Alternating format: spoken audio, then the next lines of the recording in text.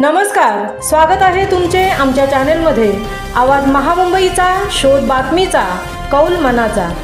चला तर मग आमचे चॅनल शेअर करा, लाईक करा आणि सबस्क्राइब करा।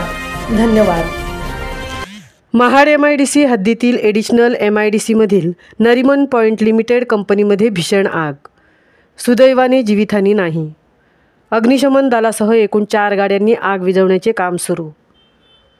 महाड औद्योगिक वसाहतीमधील अतिरिक्त वसाहत हद्दीतील Nariman point limited plot number L3637 या कंपनीत सायंकाळी 5च्या सुमारास लागलेल्या आगीमध्ये कंपनीमधील असलेले रासायनिक ड्रम जळून खाक झाल्याची प्राथमिक माहिती प्राप्त झाली आहे। घटनेचे वृत्त समजताच महाड औद्योगिक वसाहतीमधील MIDC फायर स्टेशनसह विविध कंपन्यातील असलेल्या अग्निशमन दलाच्या गाड्यांनी तातडीने घटनास्थळी धाव घेऊन आगीवर नियंत्रण मिळवण्याचे काम सुरू केले आहे। हे वृत्त लिहित असेपर्यंत आग लागण्याचे मुख्य कारण समजू शकले नाही। या संदर्भात महाड औद्योगिक वसाहत पोलीस ठाण्याचे प्रभारी जीवन माने यांनी तातडीने घटनास्थळी भेट देऊन सुरू असलेल्या मदतीची पाहणी केली।